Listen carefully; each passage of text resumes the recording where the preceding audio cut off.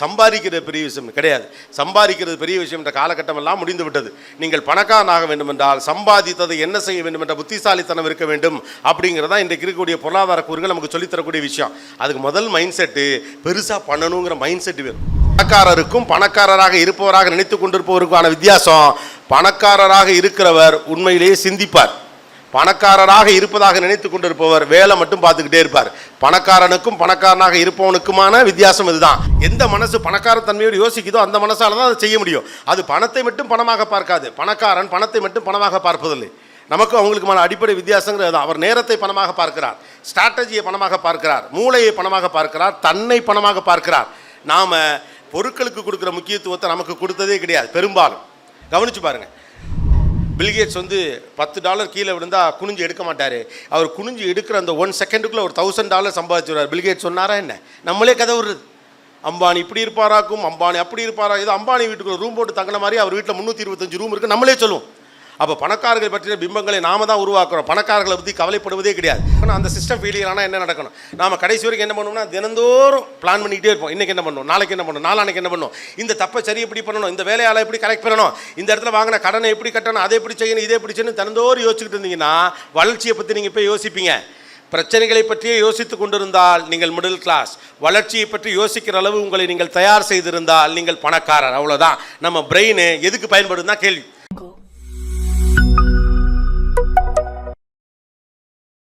எல்லாருக்கும் வணக்கம். ஒரு 2-3 வேண்டுகோள். கீழே இந்த மியூசிக் அடிக்கிறவங்களை கொஞ்சம் ஸ்டாப் பண்ண சொல்லுங்கள். 1. 2வது இந்த லைட்டை ஆஃப் பண்ண சொல்லுங்கள். 2. 3வது ஒரு டீ கேட்டேன், தம்பி டீ இன்னும் வரல. ரொம்ப சந்தோஷம். ஒரு 10 வருஷத்துக்கு முன்னாலாம் சொல்லுவாங்க மெட்ராஸ்லலாம் மனுஷன் இருப்பானா வெயில் கொளுத்தி எடுக்கும், கோயம்புத்தூர் குழுகுலுன்னு இருக்குன்னு. குழுகுலுன்னு இருக்குது, ஓஹோன்னு இருக்குது. சரி நம்மளுக்கும் மைக்கை கொடுத்துருவாங்க. நானும் பார்த்தா அப்படியே அப்பா ஸ்டூடியோவில் கூட இவ்வளோ ஃபோட்டோ நாங்கள் எடுத்தது இல்லைப்பா. என்னென்னா உடனே இந்த டயர்ட் ஆகிறதுக்கு முன்னால் நம்ம மைக்கு கிடச்சின்னா நல்லா கடான்னு பேசலாம். இப்போ என்ன பேசுனே தெரியாமல் ஸ்ட்ரக் ஆகி போச்சு. 10ஆவதுக்கு வர்ற ஆளுங்கெல்லாம் கோபிநாத் என்ன பேசுவார்னு அவங்க ஒன்று பேசுகிறாங்க. கோபிநாத் சிறுசேமி பற்றி பேசுவார், கோபிநாத் சீட்டு பற்றி பேசுவார், கோபிநாத் இந்தியாவை பற்றி பேசுவார், கோபிநாத் அமெரிக்காவை பற்றி பேசுவார். கோபிநாத் என்ன பேசுவார்னு கோபிநாத் தானே சொல்லணும். எல்லாருக்கும் ஒரு எதிர்பார்ப்பு இருக்குது அப்படின்னு நினைக்கிறேன். ஓகே, முதல்ல விவிஆர்எஸ் டவர்ஸ் திறப்பு விழா நிகழ்ச்சியில் கலந்து கொள்வதில் உண்மையிலே மகிழ்ச்சி, சந்தோஷம்.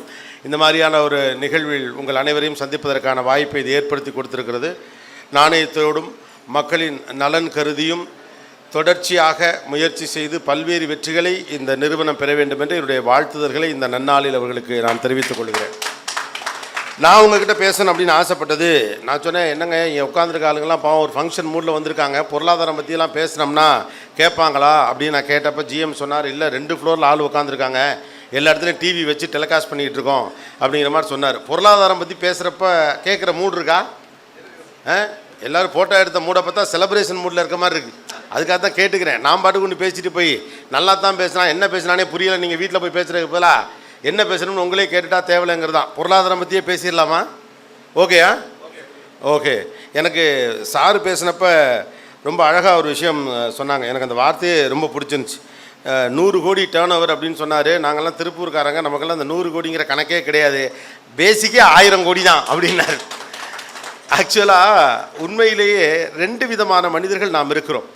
சிந்தனை லெவல்லையே கன்சர்வேட்டிவாக இருத்தல் என்பது ஒன்று. நாம் பெரிய அளவுக்கு பணக்காரர்களாக இருக்க முடியாமல் போனதுக்கான காரணம் என்ன, நம்முடைய மைண்டு லெவல்லையே நம்ம கன்சர்வேட்டிவான அமைப்புக்குள்ளே தான் இருந்துக்கிட்டு இருக்கிறோம். யாராவது 1000 கோடி ரூபா லாட்ரியில் விழுகிற மாதிரி கனவு கண்டிருக்கீங்களா? இது வரைக்கும் 500, 1000, 1 லட்சம், 10 லட்சம், 20 லட்சம் இந்த லெவலுக்கு கனவு கண்டிருப்போம். அதை தாண்டி பெருசாக மிஞ்சி போனால் 1 கோடி. இப்போ ஏன்னா காசெல்லாம் பெருசாக மதிப்பு இல்லை அப்படிங்கிறதுனால ஒரு 1 கோடி 2 கோடி வரைக்கும் கனவு கண்டிருப்போம். யாராவது ஒரு 1000 கோடி ரூபாய் பரிசு விழுந்ததாக கனவு தானே கர்மம். எவனா கேட்க போகிறான்னா என்ன, காலையில் 1000 கோடி ரூபாய் பரிசு விழுவதாக நீங்கள் கனவு கண்டீர்களாமே, உங்களை கைது செய்ய போகிறோம்னு காவல்துறை உங்கள் வீட்டு வாசலில் நிற்க போவதில்லை. ஆனாலும் 1000 கோடி ரூபா பரிசு விழுந்தது மாதிரி கனவு கூட நீங்கள் கண்டதில்லை. ஏன்னா அதை யோசிச்சுருந்தா தானே கனவே காண முடியும். நாம் கனவு காண்றதெல்லாம் எப்படின்னா, நம்ம செலவுக்கு ஏதாவது வந்தால் சரிதான். நம்ம கணக்கு 10 லட்ச ரூபா பரிசு விழுவதாக நாம் கனவு கண்டால் 9,99,000 ரூபாய்க்கு நம்மகிட்ட செலவு இருக்குது. ₹1 கோடி பரிசு வேண்டும் என்று ஆசைப்பட்டால் நமக்கு அதற்கான செலவு இருக்கிறது. அதுபோக என்னென்ன செலவுன்னு செய்யணுங்கிற திட்டம் இருக்கிறது. பெரிதாக யோசிப்பதற்கான எண்ணமே நம்முடைய மனதில் இல்லாமல் இருப்பது தான் ஒரு மனிதன் அடிப்படையில் பணக்காரன் ஆவதை தடுக்கக்கூடிய விஷயம். நம்ம எப்போது நினைக்கிறோம், சூழ்நிலைகளும் வெளிப்புற சூழலும் தான் நம்மை பணக்காரனாக விடாமல் பொருளாதாரத்திலே பெரிய அளவுக்கு வளர விடாமல் தடுத்து விடுகிறது அப்படின்னு நினைக்கிறோம். அப்படி கிடையாது. உங்களுடைய மன அமைப்பு என்னவாக இருக்கிறதோ அதை பொறுத்து தான் ஒருவன் பணக்காரனா இல்லையா என்று தீர்மானிக்கப்படுகிறது. ஒருவன் உண்மையிலேயே பணக்காரன் ஆக வேண்டும் என்றால் முதலில் அவன் மனதளவில் பணக்காரன் ஆக வேண்டும். If you want to be rich, you have to be rich at your heart. முதல்ல யார் மனதளவில் பணக்காரராக இருக்கிறாரோ அவர் தான் தன்னுடைய வாழ்க்கையிலும் பணக்காரர் ஆக முடியும்னு சொல்கிறாங்க. எவ்வளவோ புத்தகங்கள்லாம் வந்திருந்தாலும் கூட இன்றைக்கு ரிச் டேட் புவர் டேட் அப்படின்னு ஒரு புத்தகம் இருக்குது. இங்கே இருக்கக்கூடிய பல பேர் கூட அதை படித்திருப்பதற்கான வாய்ப்பு இருக்கிறது. ஓகே, ஒரு ஏழை தந்தை, ஒரு பணக்கார தந்தை, கற்பனையில் உருவாக்கப்படுகிற ஒரு தந்தையும் உண்மை தந்தையும் சொல்லக்கூடிய கதையாக அந்த எழுத்தாளர் அந்த புத்தகத்தை சொல்லிட்டு போயிட்டே இருப்பார். அவருடைய பேர் என்ன அப்படின்னு கேட்டால் ராபர்ட் கியோசாக்கி அப்படிங்கிறது அவருடைய பேர். அந்த புத்தகத்தை இன்னைய வரைக்கும் மிக முக்கியமான புத்தகமாக நம்ம பார்த்து கொண்டே இருக்கிறோம். அவர் அதில் ஒன்று சொல்கிறாரு, பணக்காரனுக்கும் பணக்காரனாக இருப்பவனுக்கும் இருக்கக்கூடிய வித்தியாசம். இங்கே 2 பேர் இருக்காங்க. பணக்காரன் நினச்சிக்கிட்டு இருக்க பணக்காரன் ஒருத்தர் இருக்கிறான், உண்மையிலே பணக்காரன் ஒருத்தர் இருக்கிறான். நம்ம பல பேர் பணக்காரன் நினச்சிக்கிட்டு இருக்க பணக்காரன் தான், உண்மையிலே பணக்காரன் கிடையாது. பணக்காரனுக்கான குணாம்சங்கள் என்பது வேறு, பணக்காரனாக இருப்பதாக நினைத்து கொண்டிருப்பவர்களுக்கான குணாம்சம் என்பது வேறு. முதல் முக்கியமான விஷயம், செத்த அமைதி அந்த தேவை. ஒரே ஒரு நிமிஷம் கோச்சுக்காது. அடே அப்பா, இவர் மனுஷன் மைக்கே இல்லாமல் பேசுகிறாரியா? நானும் பார்க்குறேன், ஃபோனில் பேசுகிறப்பே அவ்வளோ சத்தமாக பேசுவார். சரி, ஒரு நாள் அப்படி பேசுகிறாருன்னு நினைக்கிறேன், ஓயாமலே அப்படி தான் பேசுகிறார். இதுக்கு ஒரு பெரிய எனர்ஜி வேணும். ஓகே, எனக்கே பேசுகிறேன், விட்டுவிட்டேன். அப்போ யாரும் கவனிக்கலை. ஓகே, பணக்காரனாக இருப்பது என்பது வேறு, பணக்காரனாக இருப்பதாக நினைத்து கொண்டு இருப்பது என்பது வேறு. அப்போ முதல் பாயிண்ட் நம்ம புரிஞ்சுக்க வேண்டியது, ஒரு மிகப்பெரிய பணக்காரர் ஆக வேண்டும் என்றால் முதலில் மனதளவிலே ஒரு பணக்காரராக இருக்க முடியும். கனவுகள், எண்ணங்கள், சிந்தனைகள் ஒரு பெரிய இலக்கை நோக்கிய பயணமாக இருக்கணும். ஒரு நார்மலான ஆளுக்கு, ஒரு மிடில் கிளாஸில் இருக்கவருக்கும் ஒரு பணக்காரருக்குமான அடிப்படை வித்தியாசங்கிறது என்னென்னா, நான் பழக்கப்படுத்தப்பட்ட பொருளாதார பின்னணியிலிருந்து தான் நம்முடைய வாழ்க்கை முறையை அமைச்சுக்குவோம். காசை சேர்க்கணும், பத்திரமா வச்சுக்கணும், இவ்வளவு தான். இதுதான் ஒரு மிடில் கிளாஸுக்கும் பணக்காருக்கும் இருக்கக்கூடிய வித்தியாசம். கஷ்டப்பட்டு சம்பாதிக்கணும், அதை பத்திரமா வச்சுக்கணும், கஷ்டப்பட்டு சம்பாதிக்கணும், பத்திரமா வச்சுக்கணும். ஆனால் பணக்காரர் இதுக்கு அடுத்த இடத்திற்கு போவார். சம்பாதித்த பணத்தை பன்மடங்காக மாற்ற வேண்டும். You have to make it as a wealth. அவர் தான் பணக்காரர். பணக்காரராக இருப்பதாக நினைத்து கொண்டிருப்பவட்டையும் பணம் இருக்கும், ஆனால் பணக்காரராக இருப்பவட்ட பன்மடங்கு பணம் இருக்கும். நீங்கள் கவனித்து பாருங்களேன், நம்ம பணக்காரங்களாகவே இருப்போம், ஆனால் பெரிய லெவலில் வளர்ந்தே இருக்க மாட்டோம். இந்த பணக்காரங்க தான் நம்ம ஊரில் நிறைய பேர். உலகத்திலே அதிக பணக்காரர்களை கொண்ட தேசம் இந்தியா தான். அது தெரியுமா இல்லையா? உலகத்திலே அதிக பணக்காரர்களை வைத்திருக்கக்கூடிய தேசம் இந்தியா தான். ஆனால் மல்டி பில்லியனர்ஸுங்களுடைய எண்ணிக்கை நீங்கள் விரல் விட்டு எண்ணிட்டு போயிடலாம். காரணம் என்னன்னா, நம்முடைய எண்ணமே அந்த அளவில் இருந்தால் போதும். 1990 நீங்கள் ₹10 கோடி சம்பாரிச்சிட்டு இருந்தீங்கன்னா அதுக்கடுத்து ₹20 கோடி சம்பாரிச்சிருப்பீங்க. அதுக்கேற்ற மாதிரி உங்கள் வாழ்க்கை முறையும் மாறி இருக்கும். கரெக்டாக இருக்கும். 90 என்ன ஸ்டேட்டஸ் இருந்தமோ அதே ஸ்டேட்டஸில் தான் இருப்போம். 2000 என்ன ஸ்டேட்டஸ் இருந்தமோ அதே ஸ்டேட்டஸில் 2010 இருப்போம். காரணம் என்ன? பணத்தை பத்திரப்படுத்துகிற புத்திசாலித்தனம் நமக்கு தெரிந்திருக்கக்கூடிய அளவுக்கு பணத்தை பன்முகத்தன்மையோடு பெரிய அளவுக்கு கொண்டு போகிற ஸ்ட்ராட்டஜி நம்மகிட்ட இருந்ததே கிடையாது. ஏன்னா மனதளவில் நம்ம எல்லாம் கன்சர்வேட்டிவ். பணத்தை பத்திரமா வச்சுக்கணும், பத்திரமா வச்சுக்கணும். உலகத்தில் நீங்கள் பத்திரமா வச்சுக்கக்கூடாத 2 பொருள் இருக்குது. ஒன்று பணம், இன்னொன்று அறிவு. இது 2 நீங்கள் பத்திரமா வச்சுக்கூடாது. அடுத்தவன்ட்ட கொடுத்துடணும். அதை வச்சு என்ன பண்ணணும்னு யோசிக்கிறவன் தான் பணக்காரனாவான். மற்றவெல்லாம் மிடில் கிளாஸ் லெவலில் நின்று போயிடுவான். ஆக்சுவலாக நீங்கள் கவனித்து பாருங்கள், நம்முடைய ஊர்களில் இப்போ இல்லை, 20-25 ஆண்டுகளுக்கு முன்னதாக வெளிநாடுகளுக்கு அதிகமாக செல்லக்கூடிய ஒரு பழக்கம் இருந்தது. இங்கே இருக்கவங்களுடைய வீட்டிலேருந்து கூட ஒரு மூத்த அண்ணன் போயிருப்பார். துபாய்க்கு போயிருப்பாங்க, சிங்கப்பூருக்கு போயிருப்பாங்க, மலேசியாவுக்கு போயிருப்பாங்க, அல்லது வேறு நாடுகளுக்கு உழைப்பதற்காக போயிருப்பாங்க. அந்த மூத்த அண்ணன் அந்த வெளிநாட்டுக்கு போய் தியாகம் செய்து பணத்தை சம்பாதிப்பார். ஆக்சுவலாக அவர் சம்பாதிக்கிறதுனால இந்த குடும்பம் வளர்ந்துருக்காது.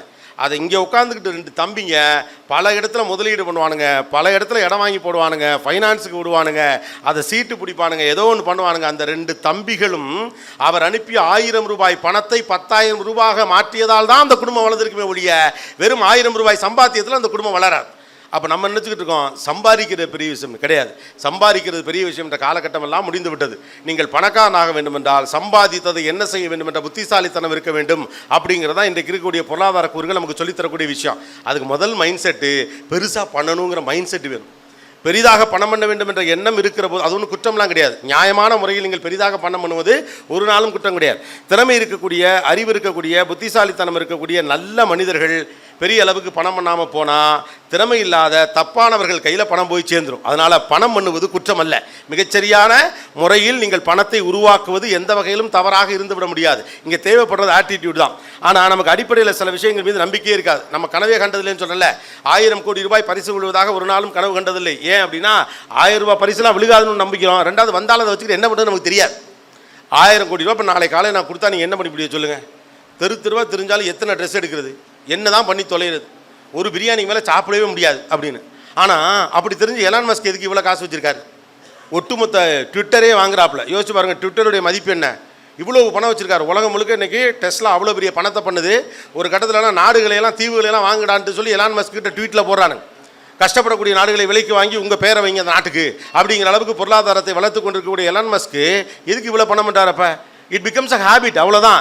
பணம் சம்பாதிப்பது, அதை பெருக்குவது யாருக்கு பழக்கமாகிறதோ அவர் தான் பணக்காரர். அப்பப்போ செய்கிறவன் பணக்காரன் கிடையாது. அது பழக்கமாகிவிட்டவன் மட்டும்தான் பணக்காரன்.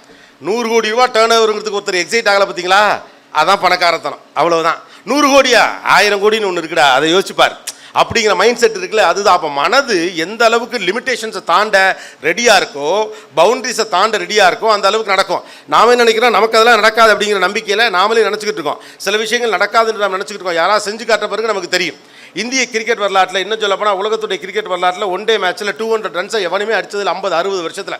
யாராவது கேள்விப்பட்டிருப்போமா? இங்கே எல்லாருமே கிரிக்கெட் பார்க்கக்கூடிய ஆட்களாக தான் இருப்பீங்க பெரும்பாலும். இந்திய கிரிக்கெட் வரலாற்றையும் உலக கிரிக்கெட் வரலாற்றில் 200 ரன்னுங்கிற மைல்கல்ல யாருமே தொட்டது கிடையாது. 175 முதல் முறையாக கபில் தேவ் ஜிம்பாபுக்கு எதிராக அடித்த போது அடே அப்பா இவ்வளோ பெரிய ரன்னா அப்படின்னாங்க. அதுக்கப்புறம் அதை விவியன் ரிச்சர்ட்ஸ் அடித்தார், அப்படி நிறைய பேர் அடிச்சுட்டே வந்தாங்க. ஆனால் 200ங்கிற ரன்னை யாருமே அடித்ததே கிடையாது. அந்த எண்ணிக்கையை நோக்கி யாருமே பயணப்பட்டதும் கிடையாது. ஏன்னா ஒரு ஒன் டே மேட்ச்சில் 200 ரன்ஸுங்கிறது சாத்தியம் இல்லை. ஒரு காலகட்டத்தில் 250 ரன் தான் ஒட்டுமொத்த டீமோட ரன்னாகவே இருக்கும். அப்படி இருக்கப்போ எப்படி ஒரு 200 ரன்னை ஒருத்தர் அடிக்க முடியும்னு யாரும் யோசிச்சதில்லை. அது நடக்குமா நடக்காதானே யாரும் யோசிச்சதில்லை. முதல் முறையாக சச்சின் டெண்டுல்கருங்கிற ஒருத்தன் வந்து ஒன் டே மேட்சில் 200 ரன் அடிக்க முடியும்னு அடித்து காட்டினாப்புல பாருங்க. அப்போ தான் தோணுச்சு, ஓ இந்த மேட்ச்சில் 200 ரன் அடிக்க முடியுமா அப்படின்னு. மைண்ட் செட்டு தான். பணம் சம்பாதிக்கிறதுங்கிறது பெரும் திறமையெல்லாம் கிடையாது, மைண்ட் செட். அப்போ அத்தனை ஆண்டுகால கிரிக்கெட் வரலாறுல யாருமே 200 என்ற எண்ணை பற்றி யோசித்ததே இல்லை. காரணத்தினால யாருமே 200 ரன் அடிக்கலை. ஆனால் சச்சின் டெண்டுல்கர் ஒரு ஆள் வந்து 200 ரன் முறையாக அடித்த உடனேயும் அடுத்த 3 மாதத்தில் சேவாக் அடிச்சிட்டான். அடுத்த 6 மாதத்தில் ரோஹித் சர்மா அடிச்சிட்டாப்ல. அதுக்கப்புறம் பார்த்தோம்னா அடிச்சுக்கிட்டே இருந்தாங்க. இப்போ ரோஹித் சர்மாவே 3 முறை 200 மேலே அடிச்சு வச்சிருக்கான், 250 மேலே அடிச்சு வச்சிருக்கான். இப்போ தான் யோசிக்கிறாங்க ஒரே மேட்ச்சில் 300 ரன் அடிக்க முடியுமா அப்படின்னு. அப்போ விஷயம் செய்கிறதுல இல்லை, சிந்திக்கிறது இல்லை. பணக்காரருக்கும் பணக்காரராக இருப்பவராக நினைத்து கொண்டிருப்பவருக்கான வித்தியாசம், பணக்காரராக இருக்கிறவர் உண்மையிலேயே சிந்திப்பார். பணக்காரராக இருப்பதாக நினைத்து கொண்டிருப்பவர் வேலை மட்டும் பார்த்துக்கிட்டே இருப்பார். பணக்காரனுக்கும் பணக்காரனாக இருப்பவனுக்குமான வித்தியாசம் இதுதான். நீங்கள்லாம் யோசிக்கணும், நம்மளாம் பணக்காரனா இல்லை பணக்காரனா நினச்சிக்கிட்டு இருக்கமா அப்படின்னு ஒரு இடம் இருக்குது. ஏன்னா நிறைய பேர் இங்கே பணக்காரையை நம்பிக்கிட்டு வந்திருக்க வாய்ப்பு இருக்குது. நானும் அப்படி தான் நம்பிக்கிட்டு இருக்கேன் ரொம்ப நாளாக. ரைட்டா? நாம் ஊரில் இருந்தப்போ இவ்வளோ இருந்தோம். இப்போ நம்ம 10,000 ரூபா சம்பாரிச்சோம், 5,000 சம்பாரிச்சோம், தான் சம்பாதிக்க. இப்போ பணக்காரன் தானே அப்படின்னு. அப்போ பேசிக்கிட்டு இருக்க வேணும், டீ கொடுறான்னு கடுப்பாகக்கூடாது. உட்காந்துருக்க உங்களுக்கே உங்களுக்கு களைப்பாக இருக்கும்னா மூச்சு வாங்க பேசுகிறேன், எனக்கு களைப்பாக தானே இருக்கும். அப்புறம் பணக்காரர்களாக இருக்கிறவர்கள் இடையில் அடிக்கடி டீ குடிப்பார்கள். 1 இல்லை 2 நாளாக ஸ்டேஜஸாக போயிட்டுருக்கு. வேர்த்து ஊற்றி ஊற்றி தொண்டை கட்டி இரிக்குது. ஓகே, ஸோ நம்ம திரும்ப அந்த முக்கியமான சில கோட்பாடு கூறுகளுக்குள்ளே வரணும். ஃபினான்ஸ் அப்படிங்கிற விஷயத்தை பொறுத்த வரைக்கும் அவர் முக்கியமான முதல் விஷயம் ஒன்று சொல்கிறார். நான் சொன்னால் இந்த ரிச் டாட் புவர் டாடுடைய அந்த எழுத்தாளர் முதல்ல ஒன்று சொல்கிறார். பணக்காரர் பணத்துக்காக வேலை பார்க்க மாட்டார், பணம் அவருக்காக வேலை பார்க்கும். இதான் வித்தியாசம். பணத்துக்காக நம்ம வேலை பார்க்குற வரைக்கும் நம்ம மிடில் கிளாஸ். பணம் நமக்காக வேலை பார்த்துச்சுன்னா அப்போ தான் நீங்கள் பணக்காரன் ஆகிறீங்க. நீங்கள் பணத்தை உருவாக்க என்ன செய்கிறீர்கள் என்பதை விட நீங்கள் உருவாக்கி வைத்திருக்கிற பணம் உங்களுக்காக என்ன செய்து கொண்டிருக்கிறது என்பதில் தான் பொருளாதார சூட்சுமம் அடங்கியிருக்குது. அவ்வளோதான் கேமே. நீங்கள் பணத்தை உருவாக்குறங்கிறது ஒரு பக்கம், நீங்கள் உருவாக்கி வச்சிருக்க பணம் உங்களுக்காக என்ன பண்ணிட்டு இருக்கிறது முக்கியம். அது பேங்க்கில் தூங்குதா, இஎம்ஐ கட்டிக்கிட்டு இருக்கிறா, இல்லை மொய் எழுதுறதுக்கு மட்டும் போயிட்டு இருக்கா, இல்லை மோசமாக போச்சா, புதைச்சி வச்சுருக்கீங்களா, கொண்டு போயிட்டாங்களா, பினாமி பேரில் இருக்கா, அது என்னவா இருக்கு. பணம் பண்ணவில்லை என்றால் பணத்தால் எந்த புண்ணியமும் இல்லை. அதுதான் கேமே. பணம் பண்ணலைன்னா அந்த பணத்தை வச்சு புண்ணியம் இல்லை. ஆனால் மைண்ட் செட் நமக்கு என்னன்னா அதை பத்திரமா வச்சுக்கணுங்கிறது இருக்க வழியே மல்டிபிள் பண்ணுங்கிற நமக்கு என்ன வந்தது இல்லை. அதான் நான் சொன்னேன், பணக்காரருக்கும் மிடில் கிளாஸுக்கும் இருக்கக்கூடிய வித்தியாசம், பணம் வந்தாலும் இதை மல்டிபிள் பண்ணணும்னு நினைக்கக்கூடியவன் தான் பணக்காரன், மற்றவன் பத்திரமா வச்சுக்கணும்னு நினைக்கக்கூடிய middle class mind set. So முதல் விஷயமாகவே ரிச் டாட் புவர் டாட்ல சொல்லக்கூடிய கான்செப்டே இதுதான். பணத்துக்காக பணக்காரன் உழைக்க மாட்டான், அவனுடைய பணம் அவனுக்கு தேவையான உழைப்பை கொடுத்து கொண்டே இருக்கணும். ஆனால் நம்ம பெரும்பாலும் என்ன செஞ்சுட்டு போன யோசிச்சு பாருங்களேன், நம்ம பணத்தை மட்டும் தான் பணம்னு கருதுவோம். பணக்காரர் தன்னுடைய நேரம், உழைப்பு, திறமை, மூளை, இது அத்தனையும் பணம் நினைப்பார். இதான் நமக்கும் அடிப்படையில் பணக்காரருக்கும் ஒரு சாதாரண மனிதருக்குமான வித்தியாசம் என்பது பணத்தை மட்டுமே பணம் அப்படின்னு நம்ம நினைப்போம். ஆனால் பணக்காரர் அப்படி நினைக்க மாட்டார். அவருடைய நேரம் பாருங்கள், டைம் ஆச்சு, கிளம்பிட்டார், போயிட்டார். பாருங்க, கோபி நீங்கள் பேசியிருக்கீங்களா, நான் கிளம்பிடுவேன், போயிட்டு வரேன்னு முதலே சொல்லிட்டார் என்கிட்ட. ஏன்னா அடுத்த வேலை இருக்கு அவருக்கு. அப்போது பணத்தை மட்டுமே பணமாக பார்க்குற கன்சர்வேட்டிவ் மைண்ட் செட்டில் இருக்கிற வரைக்கும் நம்ம மிடில் கிளாஸ். எதெல்லாம் பணமாக பார்க்கணும் ஒன்று இருக்குது. ஒவ்வொரு காலகட்டத்திலையும் பணத்துடைய முகம் மாறிக்கொண்டே இருக்கும்.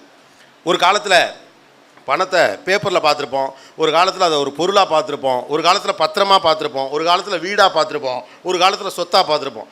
இன்றைக்கி பணம்ங்கிறது வேறு ஒன்றுமே கிடையாது. உங்கள் டைம் மட்டும்தான். உங்கள் டைம் தான் உங்கள் பணம். வால் ஸ்ட்ரீட்டை அமெரிக்காவில் டிசைன் பண்ணவர் வந்து ஒரு இந்திய வம்சாவளியை சேர்ந்தவர் அப்படின்னு சொல்கிறாங்க. அவர் ஒரு விஷயம் சொல்கிறார், time is the god and speed is the god and time is the evil அப்படின்னு சொல்கிறான். இன்றைக்கி எல்லாமே வேகமாக நடந்தாகணும், ஆனால் எதுக்குமே நேரம் இருக்காது. எதுக்குமே நேரம் இல்லாத ஒரு வாழ்க்கைக்குள்ளே வேகமாக உங்களால் இயங்க முடியும்னா தான் நீங்கள் பணக்காரராகவே இருக்க முடியும். அதுக்கு என்ன செய்யணும் அப்படிங்கிற ஒரு கேள்வி வரும். அது எப்போ அது டைமே இருக்காது, ஆனால் எல்லாத்தையும் எப்படி வேகமாக செய்யணும் அப்படின்னா டைம் மேனேஜ்மெண்ட், அவ்வளோதான். பணக்காரராக இருக்கிறதுக்கு நீங்கள் உழைச்சிக்கிட்டே இருக்கணுங்கிற எண்ணத்துலேருந்து முதல்ல வெளியில் வரணும். பணக்காரராகிறதுக்கு வேறு சில முக்கியமான சில கூறுகள் இருக்குது. அது பணக்காரர்கள் செய்து கொண்டு இருக்கக்கூடிய விஷயம். நமக்கு நீங்கள் ரிச்மேன் ஆகிறதுக்காக இருக்கக்கூடிய போதனைகள்னு ஒன்று இருக்குல்ல, அது ஒன்று உண்டு. ஆனால் உண்மையிலே ரிச்மேன் ஃபாலோ பண்ணுறக்கூடிய ஸ்ட்ராட்டஜின்னு ஒன்று உண்டு. போதனைகள் வேறு, ஸ்ட்ராட்டஜி வேறு, ரைட்டா? போதனைகள் நம்ம எல்லாருக்குமே தெரியும். நீங்கள் கடினமாக உழைக்க வேண்டும், உழைத்த காசை சேமிக்க வேண்டும், சேமித்த காசை பத்திரப்படுத்த வேண்டும், செலவுகள் செய்யாமல் சிக்கனமாக இருக்க வேண்டும், கடைசி வரைக்கும் வாழாமல் சாக வேண்டும். அப்புறமா புள்ள வந்து அதை அழிச்சு விட்ருவான். அவ்வளோதானே. 3 தலைமுறையாக பணக்காரனாக இருந்தவனு கிடையாது, 3 தலைமுறையாக ஏழையாக இருந்தவனு கிடையாது. பணக்காரன் ஏழை என்பதெல்லாம் பெரிய கேம்லாம் கிடையாது. இங்கே உட்காந்துருக்க எல்லார்ட்டையும் ஒரு பேய் கதை இருக்கும். அந்த பேய் கதை என்னன்னா, எங்கள் தாத்தா அவ்வளோ பெரிய பணக்காரர் அப்படிம்பாங்க. எல்லார்ட்டையும் போய் கேளுங்களேன், எல்லாருமே அதை தான் சொல்லுவான். ஏன்னா பூரா பேரும் தாத்தா பணக்காருங்கிறீங்க, அவ்வளோதான் கணக்கு. தாத்தா பணக்காரரு, அப்பா டெவலப் பண்ணுவார், நம்ம சோழியை முடிச்சு விட்ருவோம். மறுபக்கம் மஸ்லேருந்து நம்ம பையன் ஆரம்பித்து அவனும் அதே கதை சொல்லுவான், எங்கள் கொள்ளு தாத்தா பணக்காரரு அப்படியே ஆரம்பித்து அதுக்கடுத்து அவன் பேரை வருவான்ல, அது வரைக்கும் நல்லா இருக்கும்.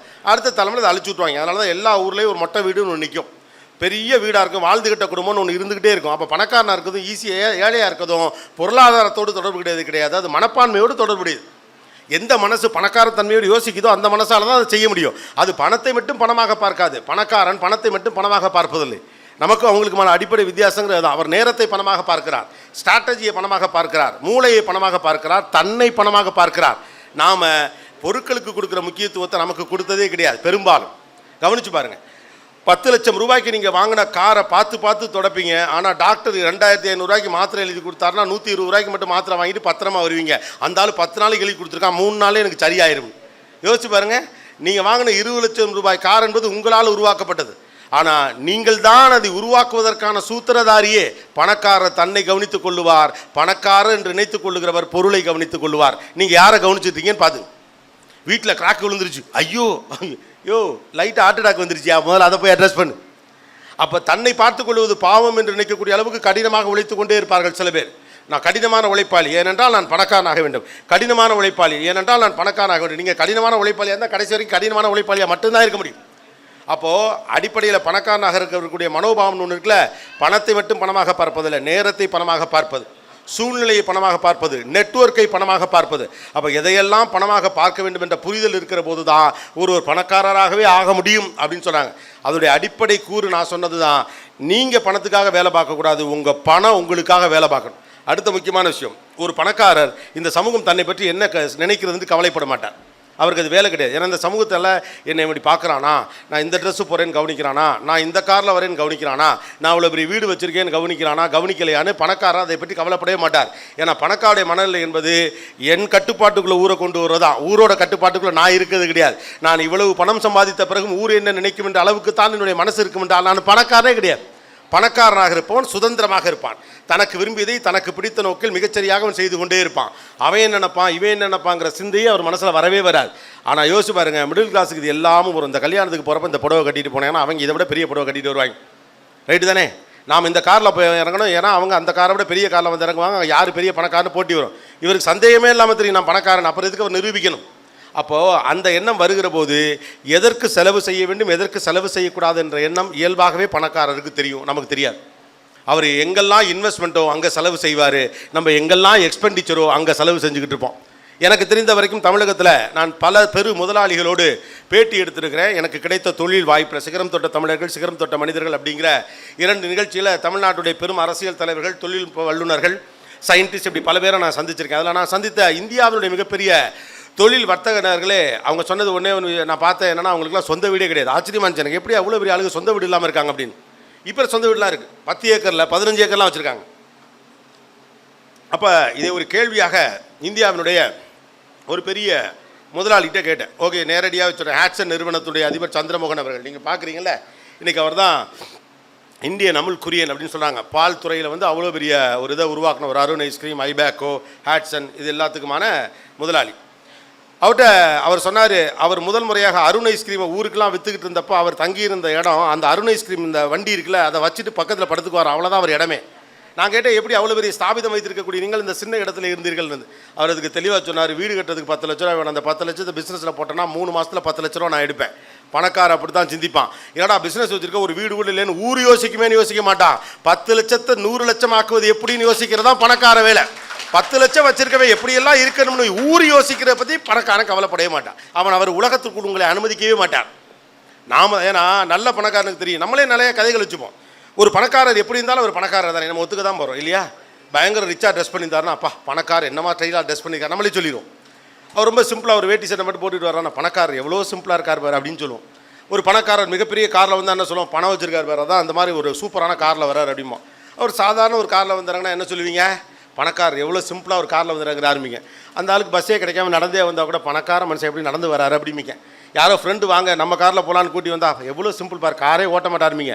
பணக்காரனை பற்றிய பிம்பங்களை இந்த சமூகமே உருவாக்கும். பணக்காரர்களை பற்றி கவலையே பட மாட்டாங்க.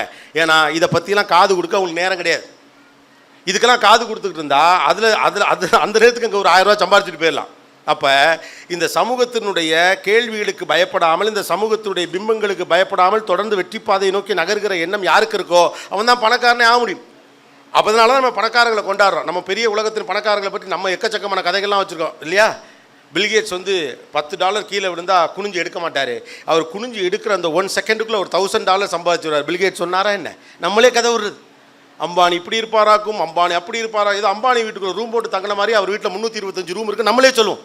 அப்போ பணக்காரர்கள் பற்றிய பிம்பங்களை நாம தான் உருவாக்குறோம். பணக்காரர்களை பற்றி கவலைப்படுவதே கிடையாது. உலகத்தின் பெரும் சுதந்திரம்ங்கிறது என்ன தெரியுமா? நாம் நினைச்சபடி வாழ்றது தான். பணக்காரர் தான் நினைத்தபடி வாழ்வார். இந்த ஊரினுடைய கட்டுப்பாடுகளுக்கு அவர் பணிய மாட்டார். நாம் வச்சிருக்கக்கூடிய இந்த கட்டுப்பாடு இருக்குல்ல, இந்த கல்யாணத்துக்கு போனால் இந்த காரில் தான் போகணும், இந்த சேலை இல்லாதனால இந்த கல்யாணத்துக்கு நான் போக மாட்டேன், கவலையே பட மாட்டேன். அவர் பாட்டுக்கு போவார், அவர் பாட்டுக்கு வருவார். அப்போ ஃபோக்கஸ் அண்ட் இன்ட்ரெஸ்ட் முழுக்க அவங்களுக்கு பிஸ்னஸை டெவலப் பண்ணுறதுல, காசை பெருசு பண்ணுறதுல இருக்குமே ஒழிய அவன் நினைப்பான் இவன் நினைப்பான்னு யோசிக்கிற பற்றின எந்த கவலைகளுமே இருக்காது. ஆனால் ஊருக்கு அந்த கவலைகள்லாம் இருக்குது. இப்போ நான் இருக்கேன் அப்படின்னா இதே மாதிரி பணக்காரங்க மாதிரி மீடியாவில் இருக்க ஆளுகளுக்கு சில கற்பிதம்லாம் உண்டு. சத்யேந்திரில் படம் பார்த்துக்கிட்டு இருக்கல, எங்கே சார் கோட்டு போடலாமா? இதனடா லாஜிக் இது? கோபிநாத் தூங்கும்போது கூட கோட் போட்டு தூங்குவார நம்பக்கூடிய எல்லாம் இன்னமும் இருக்காங்க. சொந்தமாக என்கிட்ட ஒரு கோட்டு கூட இல்லைங்கிறது எனக்கு தான் தெரியும். தமிழ்நாட்டில் கல்யாண ரிசப்ஷனுக்கே கோட்டு போடாத ஒரே ஆள் நான் போடலை. அது என்னைக்காவது போடுறவனுக்கு ஓகே, என்னைக்கும் போடுறவனுக்கு கோட் அப்படி. காலையில் கூட அவர் குரு சொன்னார், வரையில் அப்படி இந்த கோட்டை மாட்டிக்கிட்டு, எது கோட்டான்னு இல்லை சட்டையை மாட்டிக்கிட்டு வந்திருக்கேன் அப்படின்னார். ஏதாவது ஃபங்க்ஷன் கிடைக்கிறப்ப கோட்டு போடுற ஆளுகளுக்கு ஓகே, தினந்தோறும் கோட்டு போடுறவனுக்கு இதுதான் கோட்டு இன்னைக்கு. அப்போ நீங்களே இந்த கற்பிதங்கள் வச்சுருக்கிறது போல் பணக்காரங்க பற்றி நாம் சில கற்பிதங்கள் வச்சுருக்கோம். பணக்காரர்னா இப்படி தான் இருப்பார்னு. அதெல்லாம் நம்ம வச்சுருக்க கற்பிதம். நாம் நினைப்பது போல் அவர் 24 மணி நேரம் உழைத்து கொண்டு இருப்பவர் அல்ல. நாம் நினைப்பது போல் எப்போதும் பிஸ்னஸ் பற்றியே சிந்தித்து கொண்டு இருப்பவர் அல்ல. நாம் நினைத்து கொண்டிருப்பதை போல எப்போதும் பணத்தை கட்டி பிடிச்சிக்கிட்டே தூங்கிட்டு இருக்கிறவர் அல்ல. அவர் உண்மையிலே பணக்காரராக இருப்பதற்கென்று சில உத்திகள் அவரிடம் இருக்கிறது. அந்த பணக்காரத்தனத்திலிருந்து அவர் வளர்கிறார். பாயிண்ட் நம்பர் 1, எதையுமே செய்ய நேரம் இல்லாதவன் பணக்காரன் கிடையாது. எல்லாத்தையும் செய்கிறதுக்கு நேரம் இருக்கிறவன் தான் பணக்காரன். மொதல் விஷயம் அங்கே தான் நம்ம தெரிஞ்சுக்கணும். நாம் தெரிஞ்சோ தெரியாமல என்ன பண்ணி வச்சுருக்கோம், நான் பிஸியாக இருந்தால் பணக்காரன். நம்ம ஊரில் ஒரு பழமொழி சொல்லுவாங்க, சும்மா ஹார்ஷாக இருக்குது, நான் கம்பேர் பண்ணல, பேச்சுக்கு சொல்கிறேன். நாய்க்குன்னு ஒரு வேலையும் இல்லை, உட்காந்து இருந்திருக்க நேரம் இல்லைம்மாங்க. அப்படி சும்மா தெரிஞ்சுவிட்டு நான் பணக்காரன் நீங்கள் சொல்ல முடியாது. ஓகே, எல்லாவற்றையும் செய்வதற்கு யாருக்கு நேரம் இருக்கிறதோ அவர்தான் பணக்காரராக இருக்க முடியும். எதையுமே செய்வதற்கு உங்களுக்கு நேரம் இல்லை என்றால் நீங்கள் நேரத்தை சரியாக கையாளவில்லை என்று அர்த்தம். அப்போ முதல்ல நீங்கள் பணக்காரனானா உங்களுடைய நேரத்தை எப்படி பயன்படுத்த வேண்டும் என்று உங்களுக்கு தெரியும். இந்த உலகத்தில் நேரம் தான் காசு. நான் முதல்ல சொன்ன மாதிரி speed is the god and time is the evil. இன்றைக்கி உலகத்தில் எல்லாமே நிமிடத்தின் அடிப்படையில் தான் காசு பண்ணப்படுது இல்லையா? உலகத்தில் இந்தியாவினுள்ள அல்லது உலகத்திலே மிகப்பெரிய பணக்கார செல்ஃபோன் கம்பெனி எப்படி சம்பாதிக்குது? உங்கள் 1 நிமிஷம் பேச்சுலேருந்து சம்பாதிக்குது, 30 செகண்ட்லேருந்து சம்பாதிக்குது. நீங்கள் ஓவர்சீஸ்க்கு ஹலோ சொன்னீங்கன்னா அதுலேருந்து சம்பாதிக்குது. கல்யாணம் ஆகி நிச்சயதார்த்தத்துக்கு நடுவில் இருக்க 30 நாளில் ஒரு கம்பெனி 30,000 ரூபா சம்பாதிக்கும். ஒரு குடும்பம் 30,000 ரூபா லூஸ் பண்ணும். புருஷனும் பிள்ளையும் அந்த பிள்ளையும் பேசுவாங்க. இப்போ அதான் பேசுவாங்கல்ல, அதில் சம்பாதிக்கும். அப்போ நிமிஷத்தில் தான் நடக்குது எல்லாமே. அப்போ எல்லாமே நிமிடத்தில் நடக்குது என்றால் உங்கள் நிமிடத்தின் விலை என்னங்கிறதா இப்போ கேள்வி. அப்போ எதையுமே செய்ய உங்களுக்கு நேரம் இல்லைனா எதையுமே நீங்கள் சரியாக உருவாக்கி வைக்கலன்னு அர்த்தம். எல்லாத்தையுமே நான் தான் செய்வேங்கிறது பணக்காரனாக இருப்பதாக நினைத்து கொண்டிருப்போர் செய்யுது. இது 2வது பிரச்சனை. பணக்காரர் எந்த வேலையும் அவர் செய்ய மாட்டார். பணக்காரனாக நினைத்து கொண்டிருப்பவர் எல்லா வேலையும் தானே செய்வார். அதற்கு பெருமிதமும் பட்டுக்கொள்வார். நாங்கள் கடினமான உழைப்பாளியாக்கும், எல்லா வேலையும் நாங்களே செய்வோம். நீங்கள் கவனிச்சு பாருங்களேன், பணக்காரங்களாம் ஃப்ரீயாக தான் இருப்பாங்க. பார்த்துருக்கீங்களா இல்லையா? நான் பார்த்த வரைக்கும் எல்லா பணக்காரங்களும் ஃப்ரீயாக தான் இருந்திருக்காங்க. இந்தியாவுடைய ஒரு பெரிய தொழில் அதிபரை ஒரு முறை நான் சந்திக்க போயிருந்தபோது ஒரு விளையாட்டாக என்கிட்ட சொன்னார், உனக்கு இடையில எனக்கும் ஒரு பெட்டு, நானும் ஃபோன் ஆனில் வச்சுருக்கேன், நீயும் ஃபோனில் ஆனில் வை, நம்மள்ட்ட 30 நிமிஷம் இன்றைக்கி மீட்டிங்கு, 30 நிமிஷத்தில் எனக்கு ஃபோன் வந்தால் நான் உனக்கு 1000 ரூபா தரேன், உனக்கு ஃபோன் வந்தால் நீ எனக்கு 1000 ரூபா தரார். எனக்கு 10 ஃபோன் வந்துச்சு, அவருக்கு ஒரு ஃபோன் கூட இல்லை. அவர் சொன்னார், இன்றைக்கி சாயந்தரம் வரைக்கும் நீ இருந்தாலும் ஒரு ஃபோன் எனக்கு வரவே வராது. ஏன் அப்படின்னா நான் பண்ண வேண்டியதெல்லாம் பண்ணி முடிச்சிட்டேன், வேலை தானாக நடக்கும். வேலை தானாக நடக்கிற நிலைமையை உருவாக்குனா தான் பணக்காரன். எல்லாத்தையும் நானே வந்து நின்று செஞ்சால் தான் பணக்காரன் நீங்கள் நினச்சிங்கன்னா நீங்கள் பணக்காரன் ஆகலைன்னு அர்த்தம். That's why system matters. System matters. நீங்கள் பணக்காரனாக வேண்டுமென்றால் உங்களுக்கு ஒரு சிஸ்டத்தை கிரியேட் பண்ணணும். நம்ம எல்லாரும் என்னென்னா உழைப்பை பற்றி மட்டுமே எப்போதுமே யோசிச்சுக்கிட்டு இருக்கோம். கிடையாது. அதை தாண்டி இருக்கக்கூடிய பல்வேறு கூறுகள் தான் உண்மையிலேயே ஒரு பெரும் பணக்காரனை உருவாக்குறது. System matters. ஏன்னா சிஸ்டத்தை நீங்கள் கிரியேட் பண்ணி வச்சுன்னா உங்களுக்கு டைம் கிடைச்சிடும். எதுக்கு என்ன செய்யணும், எது நடந்தால் எது நடக்கணும், இதுக்கப்புறம் என்ன நடக்கணும், அந்த சிஸ்டம் ஃபெயிலியர் ஆனால் என்ன நடக்கணும். நாம் கடைசி வரைக்கும் என்ன பண்ணணும்னா தினந்தோறும் பிளான் பண்ணிக்கிட்டே இருப்போம். இன்றைக்கி என்ன பண்ணணும், நாளைக்கு என்ன பண்ணணும், நாளானைக்கு என்ன பண்ணணும், இந்த தப்பை சரி எப்படி பண்ணணும், இந்த வேலையால் எப்படி கரெக்ட் பண்ணணும், இந்த இடத்துல வாங்கின கடனை எப்படி கட்டணும், அதை எப்படி செய்யணும், இதே எப்படி செய்யணும், தினந்தோறும் யோசிச்சுக்கிட்டு இருந்தீங்கன்னா வளர்ச்சியை பற்றி நீங்கள் இப்போ யோசிப்பீங்க. பிரச்சனைகளை பற்றியே யோசித்து கொண்டிருந்தால் நீங்கள் மிடில் கிளாஸ். வளர்ச்சியை பற்றி யோசிக்கிற அளவு உங்களை நீங்கள் தயார் செய்திருந்தால் நீங்கள் பணக்காரர். அவ்வளோதான். நம்ம பிரெயின் எதுக்கு பயன்படுதுன்னா கேள்வி. தினந்தோறும் பிரச்சனையை பற்றியே ஹேண்டில் பண்ணிட்டு இருக்கிறதுக்கே பழகி இருந்துச்சுன்னா அது மிடில் கிளாஸாக தான் இருக்கும். ஏன்னா நம்ம சிஸ்டத்தை கிரியேட் பண்ணலை. இதற்கு பிறகு இது, இதற்கு பிறகு இது, இந்த தவறு நடந்தால் இந்த தண்டனை, இது சரி நடந்தால் இந்த சன்மானம், இப்படின்னு ஒரு சிஸ்டம் உங்கள் கம்பெனியில் இருந்தால் இதற்கடுத்து ஆட்டோமேட்டிக்காக இது நடக்கணும், இதுக்கடுத்து இது ஆட்டோமேட்டிக்காக நடக்கணும், நான் இல்லாட்டி நடக்கணும் அப்படின்னு நீங்கள் நினச்சிங்கன்னா அப்போ என்ன ஆகுன்னு கேட்டால் உங்கள் எண்ணம், மூளை, உழைப்பு இது எல்லாவற்றையும் வளர்ச்சியை நோக்கி செலுத்தலாம், பொருளாதாரத்தை ஈட்டுவதை நோக்கி செலுத்தலாம். இல்லைனா இருக்கக்கூடிய ஸ்ட்ரக்சரை காப்பாற்றுறதுக்கே இந்த சிஸ்டம் இல்லாத ஒரு மனநிலையை உங்களை கொண்டு போய் தள்ளிடும். மறுபடியும் உங்கள்கிட்ட 2வது எக்ஸாம்பிள் வரேன். உங்கள் ஊருக்காரர் தான் அவர். ஒரு முறை அமெரிக்காவில் அவர் நான் சந்தித்தேன். ஃபெட்னாங்கிற நிகழ்ச்சிக்காக நாங்கள் போயிருந்தப்போ அமெரிக்காவில் கூட எல்லா தமிழ்ச்சங்கங்களும் சேர்ந்து ஒரு பெரிய நிகழ்ச்சி நடத்துவாங்க. அந்த நிகழ்ச்சியில் பேசுகிறதுக்காக நான் போயிருந்தேன். அப்போ உங்கள் ஊருக்கார் ஒருத்தரங்க வந்திருந்தார். நான் வந்து அந்த நிகழ்ச்சியில் பேசிட்டு மறுநாளே கிளம்புறேன். ஏன்னா நம்ம ரொம்ப பிஸியாக இல்லையா, நம்ம பெரிய ஆள், அதனால் அடுத்த நாளே நான் கிளம்புறேன். ஸோ நாம்ளே அடுத்த நாள் கிளம்புறோம் அப்படின்னா அவர்லாம் இன்றைக்கி நைட்டே கிளம்ப போகிறாரு தானே அர்த்தம். ஏன்னா அவர் கோடீஸ்வரர், அவ்வளோ பெரிய பிஸ்னஸ் நிறுவனத்தை வைத்திருக்கக்கூடிய மனிதர். நமக்கே இவ்வளோ வேலை இருக்குன்னா அவருக்கு எவ்வளோ வேலை இருக்குது அப்படின்னு சொல்லி நான் அவர்கிட்ட கேட்டேன், நீங்கள் நைட்டு கிளம்புறீங்களா, எப்போ கிளம்புறீங்க? நான் நாளை காலையில் கிளம்புறேன். அவர் சொன்னால் நான் 15 நாள் கழிச்சு தான் கிளம்புறேன். என்னங்க 15 நாள் கழிச்சு கிளம்புறீங்களா? அது வரைக்கும் வந்தோம்ல, ஊர்லாம் சுற்றி பார்த்துட்டு ரெஸ்ட் எடுத்துகிட்டு அப்படியே ஃப்ரெண்ட்ஸ் எல்லாம் பார்த்துட்டு நான் போகலாம்னு இருக்கேன் அப்படின்னு. 15 நாள் நீங்கள் வந்துட்டீங்கன்னா அப்புறம் அங்கே கம்பெனி என்ன ஆகும் அப்படின்னாரு. அவர் சொன்னார், கம்பெனிங்கிறது நான் இருந்தால் நடக்கிறது இல்லை, நான் இல்லாட்டி நடந்தால் தான் அதுக்கு பேர் கம்பெனி. நான் இல்லாவிட்டாலும் நடந்தால்தான் அதற்கான கம்பெனி. என்னுடைய முதல் 10 ஆண்டுகளை நான் இல்லாவிட்டாலும் இந்த நிறுவனம் எப்படி நடக்க வேண்டும் என்கிற சிஸ்டத்தை உருவாக்குறதுல தான் நம்ம செஞ்சோம். நாம் எல்லாரும் முதல்ல எடுத்தோன்னே பணத்தை உருவாக்குறதுக்கு ட்ரை பண்ணுவோம். 10,000 ரூபா சம்பாரித்து 10 வருஷமும் 10,000 ரூபாய் சம்பாதிப்போம். மொதல் 5 வருஷம் 7 வருஷம் சிஸ்டத்தை டெவலப் பண்ணிட்டா அதுக்கப்புறம் வர வேண்டிய 10,000 10 லட்சமாக தானாக வரும். ராமராஜ் திரு நாகராஜன் அவர்கள் சொன்னது, உங்கள் ஊருக்கார் தானே, அவர் தான் சொன்னார், நான் இருந்தாலும் இல்லாவிட்டாலும் என்ன நடக்க வேண்டுமோ அதற்கான ஏற்பாட்டை நான் செய்திருக்கிறேன். System matters, human never matters. எல்லாத்தையும் எப்படி 10,000 பேர் வச்சு ஒரு கம்பெனி வேலை வாங்கும். ட்விட்டரில் எவ்வளோ பேர் வேலை பார்க்குறான்னு ட்விட்டர் ஓனருக்கே தெரியாது, ரைட்டா இல்லையா? இவ்வளோ எதுக்கு இப்போ நான் விஜய் டிவியில் வேலை பார்க்குறேன், விஜய் டிவியோட ஓனருக்கு இப்படி ஒருத்தன் தமிழ்நாட்டில் இருக்கானே தெரியாது. எனக்கு என் முதலாளியே தெரியாது, என் முதலாளிக்கு என்ன தெரியாது. ஆனால் கம்பெனி நடக்குது. பாதி பேர் விஜய் டிவிக்கு நான் ஓனர் நினச்சிக்கிட்டு இருக்கேன், ரைட்டா இல்லையா? அண்ணே வேலை வாங்கி தாங்க, அண்ணே நாங்களுக்கு இன்டர்ன்ஷிப் வாங்கி தாங்கட்டே, நானே எங்கள் வேலை தான்டா பார்க்குறேன் அப்படின்னா அவனுக்கே ஒரு மைண்ட் செட், அடிக்கடி இருந்தாலும் டிவியில் வரான், அப்போ இவன்கிட்ட தான் இருக்கும். இதுதான் அந்த பணக்காரனாக நம்மளை நினச்சிக்கிறது. ஆனால் உண்மையிலேயே அந்த பணக்காரரை வெளியிலே தெரியாது. தெரியுமா இருக்காது யார் ஓனர்னு? தெரியாதுல்ல. பணக்காரனா வெளியில் தெரியாது. ஆனால் வெளியில் தெரியுமா தன்னை காட்டிக்க முயற்சி பண்ணிட்டாலே நீங்கள் பணக்காரர் கிடையாது. அப்போ அடிப்படையில் பணக்காரனாக இருப்பது என்பது வேறு, உண்மையிலேயே பணக்காரன் ஆவது என்பது வேறு. அப்போ you need to put your all your energy and focus to develop your growth. பிரச்சனைகளை கையாளுவதற்கு மட்டுமே இருக்கும்னா உங்ககிட்ட சிஸ்டம் இல்லைன்னு அர்த்தம்.